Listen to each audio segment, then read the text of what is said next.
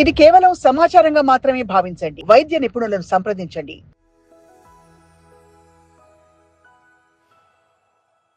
Spondylitis అనే ఒక situation, మెడ నొప్పి, చేయి లాగేస్తుంది, భుజం లాగేస్తుంది అన్నదానికి మనం ఎలా అవాయిడ్ చేయాలి and what is it all about?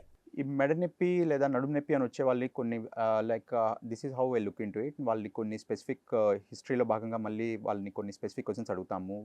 మెడ నొప్పి ఏదన్నా చేతికి ఏమైనా రేడియేట్ అవుతుందా, నడుము నొప్పి అయితే కాళ్ళలోకి ఏమైనా రేడియేట్ అవుతుందా అని చెప్పి, తర్వాత చేతుల్లో కాళ్ళలో ఏమన్నా తిమ్మిర్లు రావటం కానీ లేకపోతే మంటలు రావటం కానీ, అండ్ ఫాలోడ్ బై దట్ ఏంటంటే మా ఇది ఎగ్జామినేషన్లో ఏదన్నా ఒకవేళ ఏదైనా చేతులు లేదా కాళ్ళల్లో ఏదన్నా శక్తిలో కానీ లేకపోతే స్పర్శలో కానీ ఏమన్నా తేడా ఉందని దాన్ని గమనిస్తాము. దాన్ని బట్టి ఇవాల్యుయేట్ ఫర్దర్. అది ఎక్స్రే సరిపోతుందా, లేకపోతే ఏదన్నా అవసరం ఉంటే ఎంఆర్ఐ ఏదన్నా స్పైన్ లాంటివి చేయటం కానీ, లేదా నర్వ్ కండక్షన్ స్టడీస్ అంటాం. ఆ నర్వ్ కండక్షన్ స్టడీస్ అవి చేయాల్సిన అవసరం ఉందా అని ఫర్దర్ ఇవాల్యుయేషన్ ఉంటుంది.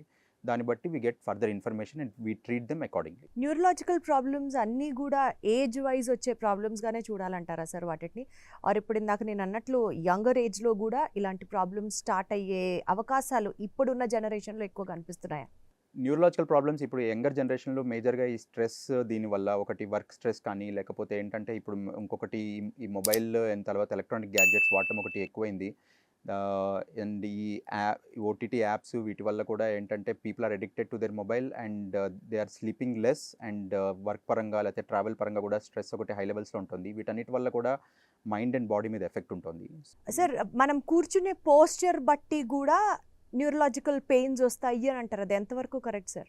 అది కరెక్టే మేడం. ఎందుకంటే ఇప్పుడు ఐ హ్యావ్ సమ్ పేషెంట్స్, వాళ్ళు ఎస్పెషలీ ఈ కోవిడ్ టైంలో they were working from home. ఇంటి దగ్గర నుంచి వర్క్ చేస్తూ, ఆఫీస్లో వర్క్ చేసినప్పుడు ప్రాపర్ సీటింగ్ అరేంజ్మెంట్స్ ఉండేవి.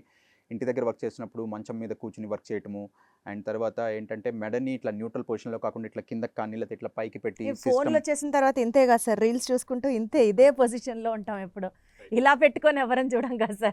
సో అట్లా కంటిన్యూస్గా అవర్స్ అట్లా చూస్తుండటం వల్ల, లేదా అట్లా ఎస్పెషలీ ఐటీ వాళ్ళు అట్లా వర్క్ చేస్తుండటం వల్ల వాళ్ళకి నెక్ మజిల్స్ అవి కొంచెం స్పాజంలోకి వెళ్ళటం వల్ల కూడా ఏంటంటే పెయిన్స్ అవి వచ్చే ఇది ఉంటుంది. సో ఇవి పెయిన్స్ పరంగా life style modification important thing ఏంటంటే ఒకటి పోస్చర్, ఒకటి preferably chair and which has a back support. అది కూడా ఏంటంటే ప్రాపర్గా బ్యాక్ సపోర్ట్ తీసుకుని తర్వాత మనం కూర్చుని తర్వాత ఏంటంటే హెడ్ అది కూడా న్యూట్రల్ పొజిషన్లో ఉండాలన్నమాట. పైకి కిందకి ఉండకుండా పెట్టుకుని వర్క్ చేసుకుంటే ఈ పెయిన్స్ అవి వచ్చే ఛాన్సెస్ తక్కువ ఉంటాయి. సార్ ఇప్పుడు మనకి నర్వ్ ప్రాబ్లమ్స్ ఏదైనా ఐడెంటిఫై చేసినప్పుడు అవి ఒక లెవెల్ నుంచి ఇంకొక లెవెల్కి ఇంక్రీజ్ అవుతూనే ఉంటాయంటారా సార్? ఆర్ఎల్స్ మనం దాన్ని ఆపుకోవచ్చా? ఆ ప్రాబ్లం యొక్క ఇంటెన్సిటీని ఇంకా సివియర్ అవ్వకుండా can we stop it there also? మనకి అట్లాంటి ట్రీట్మెంట్స్ ఏమన్నా ఉంటాయా? అంటే ఇప్పుడు ఇది ప్రాబ్లం ఏముంది అనేది ఫస్ట్ మనం డయాగ్నోస్ చేయాల్సి ఉంటుందండి.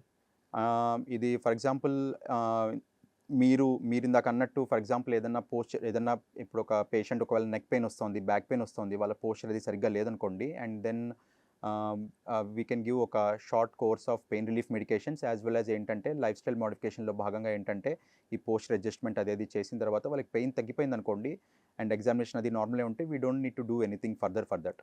బట్ ఒకవేళ ఏదన్నా ఫర్ ఎగ్జాంపుల్ హిస్టరీ పరంగాను తర్వాత ఎగ్జామినేషన్ పరంగాను ఏదన్నా మనకి సిగ్నిఫికెంట్ అబ్నార్మాలిటీ అనేది కనిపించింది, అండ్ ఆ తర్వాత మనం చేసిన టెస్ట్లో సిగ్నిఫికెంట్ అబ్నార్మాలిటీ అని కనిపిస్తే దాన్ని మనం ఫర్దర్ ఇవాల్యుయేట్ చేసి దానికి అకార్డింగ్గా మనం ట్రీట్ చేయాల్సి ఉంటుంది.